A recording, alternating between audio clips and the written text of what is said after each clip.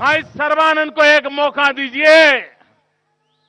मैं आपको विश्वास दिलाता हूं, एक बार आसाम के लोग भाजपा की सरकार चुन करके देखें, 60 साल में जो नहीं हुआ वो मैं आपको 5 साल में करके दिखाऊंगा। प्रधानमंत्री नरेंद्र मोदी ने 5 फरवरी को पूर्वी असम के मोरान की चुनावी रैली में यह नारा दिया था।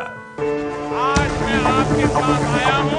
प्रधानमंत्री के इस बयान से साफ तौर पर दिखने लगा था कि बीजेपी इस बार असम के चुनाव में बाकी राज्यों की तरह केवल पीएम मोदी के चेहरे के भरोसे नहीं उतरने जा रही।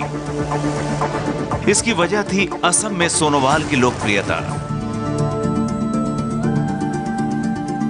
सर्बानंद सोनोवाल को राजनीतिक पहचान असम में बांग्लादेशी घुसपैठ मामले को जोर शोर से उठाने के कारण मिली थी। सोनोवाल ने ही असम में बांग्लादेशी घुसपैठ मामले को सुप्रीम कोर्ट तक ले जाने की अगुवाई की थी।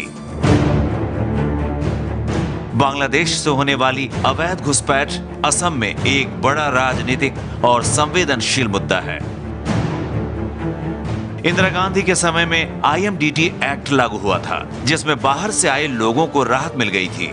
इस कानून के लागू होने के बाद काफी बड़े पैमाने पर अवैध बांग्लादेशी असम में बस गए।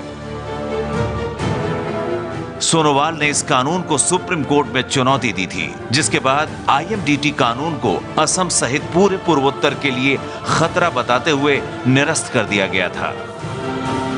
ये असम में स्टूडेंट्स मूवमेंट से आए हैं। AASU is the powerful organisation of Assam, तो वहाँ से वो आए हैं। वो प्रेसिडेंट थे बहुत दिन आसू का।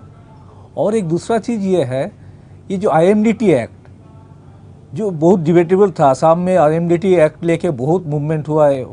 वो सुप्रीम कोर्ट में उस केस को मतलब PIL करके उसको IMDT एक्ट जो खारिज हुआ था, उसके पीछे उसका बहुत बड़ा तो इसी से असम का मतलब जनरल पीपल के अंदर एक उसका छवि बहुत अच्छा लीडर के जैसा है। लखीमपुर से सांसद सर्बानंद सोनोवाल साल 2012 और 2014 में 2 बार असम बीजेपी के अध्यक्ष रहे, इसलिए राज्य इकाई में उनकी पैठ गहरी मानी जाती है। उन्हें संगठन का आदमी कहा जाता है। साल 2014 में हुए लोकसभा चुनाव में बीजेपी ने असम में अच्छा प्रदर्शन किया था। बीजेपी को 14 में 7 सीटों पर जीत मिली थी। इसके पीछे सोनोवाल की राजनीतिक सूझबूझ की बड़ी भूमिका रही। सोनोवाल के पास छात्र राजनीति का लंबा अनुभव है। सोनोवाल असम गण परिषद के छात्र संगठन ऑल असम स्टूडेंट्स यूनियन और पूर्वोत्तर के राज्यों में असर रखने वाले नॉर्थ स्टूडेंट्स यूनियन के अध्यक्ष भी रह चुके हैं।